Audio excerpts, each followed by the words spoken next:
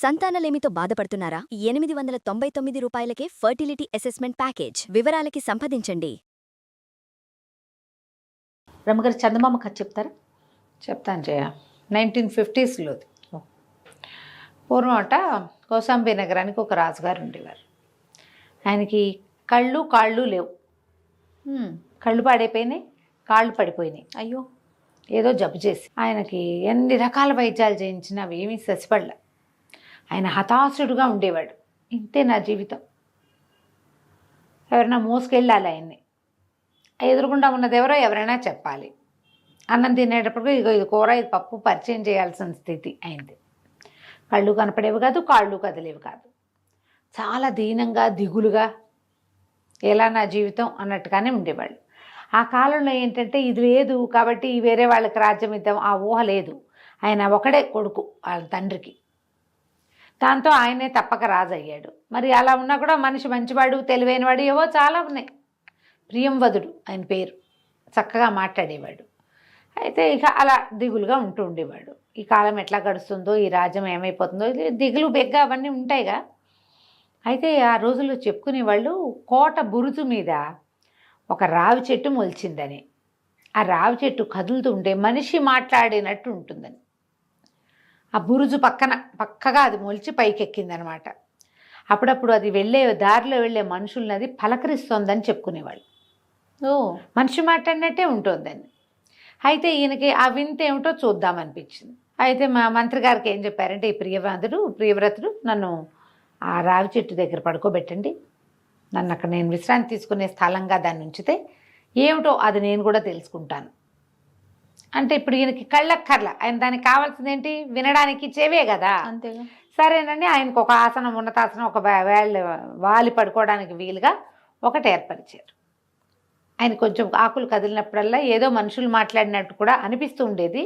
అవునో కాదో తెలియలే, అందరూ ఉండగా తెలియలేదు. ఆయన అక్కడ పడుకోబెట్టి సేవకులంతా అవతలగలేవో తేవడానికి వెళ్ళినప్పుడు ఆయన చెవిలో ఒక మాట వినపడింది. ఏం చెప్పింది? నాయనా, నా పేరు అగ్నిశర్మ. నేను చాలా చదువుకున్నాను, కానీ చేయకూడని కొన్ని పొరపాట్ల వల్ల నేను ఈ రావి చెట్టుని ఆశ్రయించుకుని ఉండవలసి వచ్చింది. ఏవో పాపం వల్ల నాకు ఈ ప్రాణం లేని, రూపం లేని తనం వచ్చింది. ఎవరికైనా అత్యద్భుతమైన సహాయం చేస్తే నేను మళ్ళీ మామూలు మనిషి అయ్యేందుకు అవకాశం ఉంది. ఒక పిశాచ రూపంలో ఉన్నాడు ఆయన. నేను నీకు సహాయం చేస్తా, నీ కన్ను కాలు వచ్చేలాగా చేస్తా, నువ్వు నాకేమిస్తావు అని అడిగాడు. అడిగితే ఏదో చాలా రాజ్యం ఇచ్చేస్తాను, అర్ధరాజ్యం ఇస్తాను, అది ఇస్తాను, ఇది ఇస్తానని చెప్పాడు. నా కన్ను వచ్చేసి నా కాలు వచ్చేస్తే నేను చాలా సన్మానిస్తాను, సగం సంపద నీది ఈ రాజ్యంలో అని చెప్తే ఈ అగ్నిశర్మ అనే ఆ పిశాచ రూపుడు ఏమన్నాడంటే, నేను ఎక్కడికైనా వెళ్ళి నీకోసం ప్రయత్నం చేయాలంటే దానికి చాలా డబ్బు, శ్రమ. నువ్వు గనక ఈ చెట్టు తొర్రలో ధనాన్ని పెట్టించావంటే ఆ ధనం తీసుకుని నేను వెళ్తా, నా దగ్గర ఏం లేదు, చాలా ప్రయత్నం చేస్తే కానీ నీకు మామూలు జీవనం రాదు అంటే రాజు సంతోషించేశాడు. ఏదో విధంగా తన రూపం మారిపోతుంది, తనకు అవకాశం వస్తుంది. సంచులతోటి డబ్బులు తెప్పించి ఆ రావి చెట్టు తొర్రలో పెట్టిస్తే రెండో రోజుకి ఇక ఈ చెట్టు మాట్లాడడం మానేసింది. అంటే ఏమిటి, అగ్నిశర్మ వెళ్ళాడనమాట. ఆ అగ్నిశర్మ ఆ చెట్టు తాలూకు ఆత్మని బతిమలాడుకొని రూపాన్ని సంపాదించుకొని ఆ డబ్బులు పట్టుకుని ప్రయాణమై బయలుదేరి వెళ్ళిపోయాడు. మానవ రూపంలో సహాయం చెయ్యాలి, ఇది లెక్క. ఓకే, సరే, ఈయన బయలుదేరి ఇక అలా నడుస్తూ వెళ్తున్నాడు. ఏమిటంటే ఈయనకి ఎట్లా ఇతను మామూలు అవుతాడో ఎవరికీ తెలియదు. ఏదో ఒక అపురూపమైన వ్యవహారం, ఏదైనా అపూర్వమైంది జరిగితేనే కానీ ఇది అవ్వదు. అది కావాలంటే అవతలవాడు నీ సహాయం నాకు కావాలని ఒప్పుకొని ఒడంబడి ఖర్చులు ఇస్తేనే ఇది కుదురుతుంది. ఒడంబడ్డాడు, ఒప్పుకున్నాడు, ఖర్చులకి డబ్బిచ్చాడు. ఈ అగ్నిశర్మ రోడ్ల మీదకి బయలుదేరాడు. ఇతను వెళ్ళగా ఏమైంది, ఒక చోట ఒక ఊరి మొగదల్లో పెద్ద శ్మశానం కనపడుతుంది. అక్కడ పెద్ద ఒక చితి పేర్చబడి ఉంది, దాని మీద ఒక డెడ్ బాడీ ఉంది. ఒక అమ్మాయిని పసుపు బొట్టు పెట్టి అలంకారం చేసి పువ్వులు పెడుతున్నారు. చక్కటి కుందన బొమ్మలు ఏముంది, ఒక 20-25 ఏళ్ళ అమ్మాయి. ఈయన అక్కడికి వెళ్ళి ఈయన కొంచెం బ్రాహ్మణ వేషధారిగా ఉన్నాడు, ఏం జరుగుతోంది ఇక్కడ అని అడిగితే, మరి మా కులం కుర్రవాడు ఒకడు మరణించాడు, ఇంత ఇంత బుడ్డ పిల్లలు ఉన్నారు వాళ్ళకి, ఆ పిల్లలు కూడా ఉన్నారు శ్మశానంలో. ఈ అమ్మాయి ఇతని భార్య, మా ఆచారం ప్రకారం సతీసాగమనం చేస్తున్నాం. ఓహో. అమ్మాయిని అలంకారం చేస్తున్నాం, పిల్లలు ఏడుస్తున్నారు, తల్లి నిర్వికారంగా కూర్చున్నది. అక్కడి నుంచి ఈయన గట్టిగా కేకలేసాడు. ఇప్పుడు వాడి కాలం తీరి చనిపోయాడు ఒకడు. చనిపోతే వాడికి పుట్టిన సంతానాన్ని పెంచుకుంటూ అతను చేయవలసిన బాధ్యతల్లో అతను నెరవేర్చవలసిన బాధ్యతల్ని కొన్నిటిని నెరవేర్చాలి. కాలం తీరినప్పుడు స్త్రీ కూడా పోతుంది. ఈ బలవంతంగా మీరు చంపటం ఏమిటి? ఆ అమ్మాయి సిద్ధంగా ఉందంటే పిల్లలు ఉన్నారు మరి వెనకాల. తనంతట తను స్వచ్ఛందంగా మరణించడం వేరు, చుట్టాలే పక్కాలే నిలబడి దాన్ని అలంకారం చేసి దాన్ని ఎత్తి చితి మీద పెట్టడం వేరు. ఇది పనికిరాదు. సహగమనాన్ని నేను ఒప్పుకోను. ఈ అమ్మాయి పోతే, తండ్రి పోయి, తల్లి పోతే ఈ పిల్లల పెంపకం ఎట్లా? అది ఈ పిల్లల్ని కూడా తోసేద్దామా దాని మీదకి? కాదు, వాళ్ళు భారత పౌరులు. మరి అమ్మాయి పిల్లల తల్లి, అతని ఆస్తిని చూసుకున్న పిల్లల్ని పెంచుకుంటుంది. మగవాడైతే స్త్రీ చనిపోగానే ఇంకో పెళ్లి చేసుకుంటున్నాడు కదా, స్త్రీలకు పెళ్లి చేసుకునే అవకాశం లేదు, పిల్లల్ని పెంచే అవకాశమైనా ఇవ్వాలిగా. ఈయన చెప్పిన మాటలకి కన్విన్స్ అయిపోయారు వాళ్ళు. కన్విన్స్ అయ్యి, అమ్మాయి నీ ప్రాణాలు రక్షించడానికి వచ్చాడు ఈ అగ్నిశర్మ గారు, ఎక్కడి నుంచి వచ్చాడు? దేవుడు పంపించినట్టు అగ్నిదేవుడే స్వయంగా ఇట్లా వచ్చాడు, నిన్ను కాల్చడం ఇష్టం లేక అని ఆ తల్లి పిల్లలతో దండాలు పెట్టించి ఆ చితి మీద ఉన్నది ఆ శరీరాన్ని పంపించేశారు. మామూలుగా అగ్నికార్యం చేసేసి తల్లిని పిల్లల్ని చేర్చేశారు. తను చూడు ఎట్లాంటి పని చేశాడు, మేలు చేశాడు. మరి ఒక కుటుంబానికి ఎంత మేలు చేశాడు. అక్కడి నుంచి నడిచి వెళ్ళటం మొదలుపెట్టాడు. వెళ్తే ఒక ఊరు చేరాడు. ఊరు చేరితే ఆ ఊళ్ళో వాళ్ళంతా ఎంతో గందరగోళంగా ఉన్నారు. ఒక భీతావహమైన వాతావరణం ఒకటి కనపడుతుంటే కొంతమంది ఏమో కాపలా కోసం కత్తులు కటార్లు పుచ్చుకుని వెళ్తున్నారు. ఇలా చీకటి పడేసరికి ఎవరికి వాళ్ళు ఇళ్లలో సర్దేసుకుంటున్నారు. ఈ అతిథికి అభ్యాగతులకి భోజనం పెట్టే కాలం. ఈయనకు అన్నం పెట్టడానికి ఎవరు సిద్ధంగా లేరు. ఈయన గ్రామాధికారిని కొంచెం పెద్దవాళ్ళని పట్టిన, ఆయన ఏం జరుగుతోంది ఈ ఊళ్ళో ఏమిటంటే, ఏదో విచిత్రమైన మృగం అండి, ఆ మృగం ఊరి మీద పడి తినేస్తోంది, ఎంత కాపలాలు కాసినా మేము చావు లాపలేకపోతున్నాం, దానికి ఎదురుపడ్డాడంటే చచ్చిపోవటమే. అది ఒక వింత మృగం, దానికి నోట్లోంచి నిప్పులు వస్తున్నాయి, నెత్తి మీద కొమ్ములు ఉన్నాయి, భయంకరంగా ఉంది. మేము ఎప్పుడూ అలాంటి మృగం చూడాలి, అది ఎక్కడి నుంచి వచ్చిందో మాకు తెలీదు. ఈ చుట్టుపక్కల కొన్ని ఊళ్ళన్నిటి పాడు చేసింది, ఇప్పుడు మా ఊర్లో ఉంది, అది మనుషుల్ని తినేస్తోంది, రోజు వచ్చేస్తోంది ఊళ్ళోకి. దాని నుంచి ఎలా పారిపోవాలో తెలియక, ఏం చేయాలో తెలియక, ఇప్పుడు మనుషుల్ని అంటే లోపల పెట్టుకుంటాం, ఆవులు, గొడ్లు, గేదెలు, ఎడ్లు, మరి మేకలు, బాతులు, కోళ్ళు, రోడ్డు మీద పిల్లులు, కుక్కలు, ఏం చేయాలి వీటన్నిటిని? ఏం చేయాలో తెలియక ఇది చేస్తున్నాము అని సర్కల్ ఇతను అన్నాడు. ఎలా ఉంది ఏమిటి అన్నీ కనుక్కొని ఆ వింత మృగం నేను బాగా ఆలోచించి, అబ్బాయి ఈ ఊళ్ళో అందరికంటే పెద్ద అద్దం ఉన్న వాళ్ళు ఎవరు అని అడిగితే 2-3 చెప్పారు. మా ఇంట్లో పెద్ద అద్దం ఉందంటే, అది రోజు ఏ దారిలో వస్తుందో ఆ దారిలో ఆ అద్దాన్ని పెట్టించాడు ఆయన. పెట్టించి అద్దం మీద చాలా వెలుగుపడేలాగా కాగడాలు పెట్టించాడు. చుట్టుపక్కల ఇళ్లలో జనం అంతా చూస్తూనే ఉన్నారు. అర్ధరాత్రి కొంచెం 11-12 గంటలు అయ్యేసరికల్లా పట్టపగల్లాగా వెలుగున్న ఈ ఊళ్ళోకి ఆ వింత మృగం ప్రవేశించేసరికి అది పరిగెత్తుకుంటూ లోపలికి వచ్చింది. ఈ లైట్ల దీపాల వెలుగులో ఆ అద్దంలో తన ప్రతిబింబాన్నే చూసింది. అది చూసి అది ఇంకో మృగం ఇప్పుడు మనుషుల్ని చూసి మీద పడిపోతుంది. తనలాంటిదో ఇంకోటి ఆ మృగం తనలాంటి, వాటికి అద్దాలు తెలియవు కదా జంతువులకి. మృగం అనుకుని మీద పడేసరికి ఈ అద్దం మీద ఎప్పుడైతే పడిందో అద్దాన్ని వేసి ఇట్లా ఢీ కొట్టేసరికి అద్దం పగులుతుందా, కళ్ళల్లో ఒంటి మీద అపడ గుచ్చుకుపోయింది. అది పిచ్చి పిచ్చిగా కేకలు పెడుతూ తన్నుకుంటుంటే వీళ్ళు ఏం చేశారు, అన్ని పక్కల నుంచి అందరూ అటాక్ చేసేసారు. చావచిత కొట్టి అంటించేశారు, నూనె పోసేసి. ఇక భగ్గుమని మండిపోయింది. దాని ఒంటి మీద జూలుంది, అవి అంటుకుంటాయి కదా. మర్నాటి తెల్లవారేసరికల్లా అగ్నిహోత్ర ప్రీతి అయిపోయింది. అది ఊరంతా కమురు కంపు, కానీ ఇక మళ్ళీ ఇంకోటి రాదు. జనం అంతా సంతోషించారు. ఎక్కడి నుంచి వచ్చావు నాయన, ఇంత ఐడియా ఎలా వచ్చింది నీకు అంటే అతను చెప్పాడు, ఎన్నో కాలాలుగా నేను ఒక చెట్టును ఆశ్రయించుకుని ఉన్నాను, నా చుట్టూతా జరిగేవన్నీ నేను చూస్తూనే ఉన్నా, నా ప్రమేయం లేకుండా అని. ఎక్కడికి వెళ్తున్నావు, ఏం చేస్తున్నావు అని వాళ్ళు అడిగేసరికి ఇట్లా మా రాజుగారికి అనారోగ్యం ఉంది, కళ్ళు కనపడవు, కాళ్ళు లేవు ఆయనకి. అతనికి మేలు చేయటం కోసం వైద్యం కోసం బయలుదేరానంటే వీళ్ళు ఏమన్నారు, ఇక్కడి నుంచి కొంచెం ముందుకెళ్తే జీవనం అనే ఒక వనం ఉంది. ఆ జీవన వనంలో దేవతలు గంధర్వులు వాళ్ళు తిరుగుతూ ఉంటారు. అక్కడ అత్యద్భుతమైన మూలికలు దొరుకుతాయి. ఓకే. ఏదైనా నీకు సహాయం లభించవచ్చు, ఫలానా మూలిక అని మేము కూడా చెప్పలేము, మాకు తెలీదు.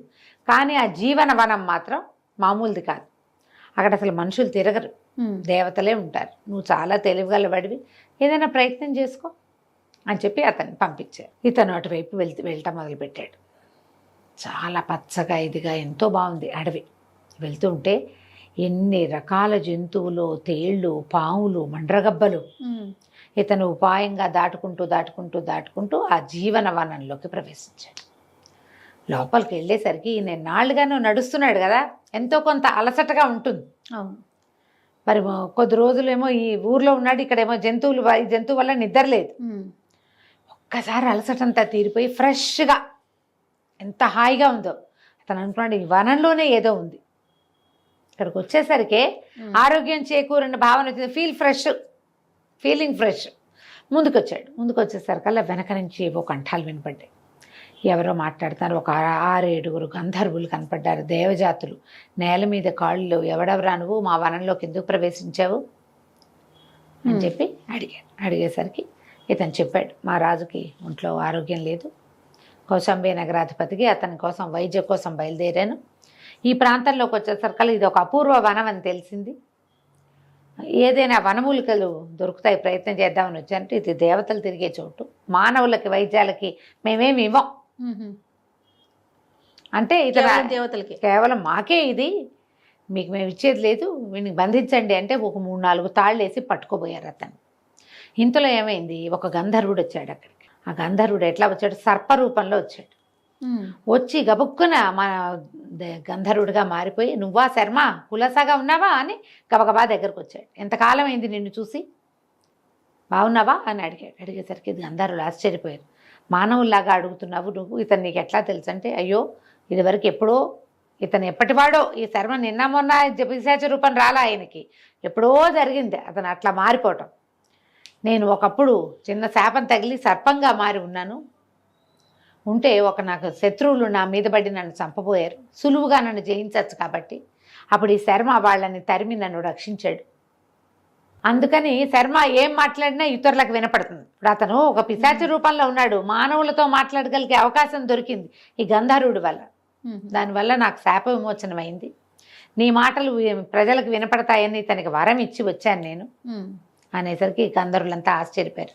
నీ శాప విమోచనానికి కారణమైన వాడికి మనం ఏదైనా సహాయం చేద్దాం, ఏం చేద్దామో చెప్పు అంటే వాళ్ళలో వాళ్ళు మాట్లాడుకున్నారు. అందులో ఒక వైద్యుడు ఉన్నాడు వాళ్ళలో.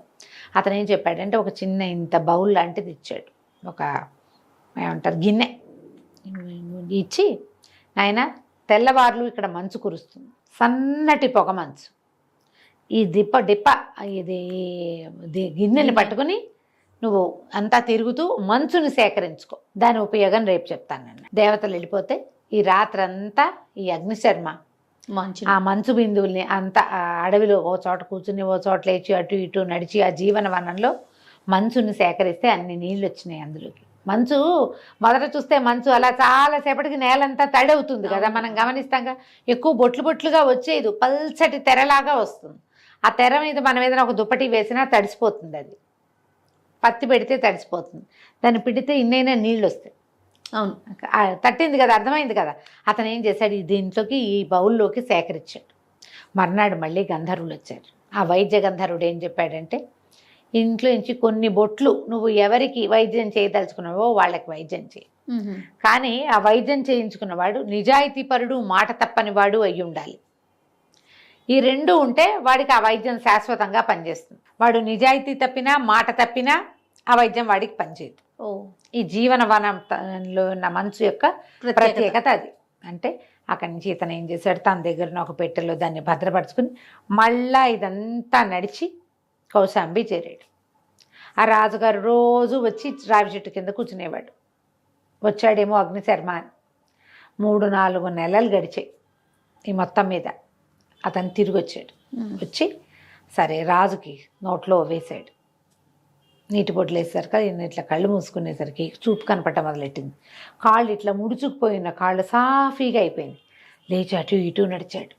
ఎంత సంతోషించాడో. శర్మ, నువ్వు మాట నిలబెట్టుకున్నావు, నువ్వు ఎంతో గొప్ప పని చేసావు, నా కళ్ళు వచ్చేసినాయి, నా కాళ్ళు వచ్చేసినాయి అని సంతోషించాడు. సరే, ఇదంతా ఏమేం జరిగింది, తను ఏమేం చేశాడు, దారిలో ఏం జరిగింది అన్నీ చెప్పాడు కథలు కథలుగా. ఒకసారి రాజస్థానానికి నేను వెళ్ళొస్తానని లేచాడు రాజుగారు. మరి నాకు ఇచ్చిన మాట ఏమిటి అని అడిగాడు అగ్నిశర్మ. అడిగితే ఈయనకేం మాట ఇచ్చాడో మర్చిపోయాడు రాజుగారు. అయ్యో, గుర్తు చేసే ఉద్దేశం లేదు ఆయనకి. చాలా సంపద ఇచ్చాడు అగ్నిశర్మకి, అదంతా ఖర్చు అయిందో అవలేదు. అంతేగాని నాకు జీవితంలో రాని కళ్ళు కాళ్ళు వచ్చేసాయని అనిపించలే. ఆయన మాట తిరిగిపోయాడు. తిరిగిపోయేసరికి అగ్నిశర్మ ఏం చెప్పాడంటే, మాట తిరిగిన వాళ్ళకి ఇది పని చేయదు, కానీ నేను సహాయం చేసినందుకు మాత్రం నాకు పనిచేసింది. శాశ్వత మానవ శరీరం వచ్చేసింది. చెట్టు దగ్గరకు వస్తే పిశాచ్ అయిపోవాలి అతను, కానీ అవల మనిషిలాగానే ఉన్నాడు. దీని నియమం అది. ఇక నీకు వైద్యం ఎవ్వరూ చేయలేరు, నేను వెళ్ళొస్తానని వెళ్ళిపోయాడు. ఇంత ప్రయత్నం చేయించిన రాజుగారు మళ్ళీ కళ్ళు కాళ్ళు రెండు పోగొట్టుకుని హతాశుడై మంచం మీద కూలబడిపోయాడు. ఆయనకి ఎప్పటికీ వైద్యం జరగల. ఈ సహాయం చేసి దారి మధ్యలో ఒక సతీసగమనాన్ని ఆపి ఒక అడవి జంతువుని రక్షించి సంహరించి ప్రజలకి సహాయం చేసిన అగ్నిశర్మకి మాత్రం శాశ్వతంగా మానవ శరీరం వచ్చేసింది. అతను తన పిశాచత్వాన్ని పాపాన్ని పోగొట్టుకుని హాయిగా వెళ్ళిపోయాడు. మనం ఎవరికైనా ఒక మాట ఇచ్చినప్పుడు మాట మీద నిలబడాలి. ఖచ్చితంగా నిలబెట్టుకోలేకపోతే ఏమవుతుంది, మనకి ఏది వచ్చిందో అది పోతుంది. సంపదలు కూడా అలాగే పోతాయి, వెంటనే మాయమైపోవచ్చు, ఇంకోలా మాయమైపోవచ్చు. ఈ కథ మనం 50s రాయబడింది, చందమామ కథ. ఎంత మోరల్ స్టోరీ కదా, చాలా బాగుందండి. నమస్తే. నమస్తే.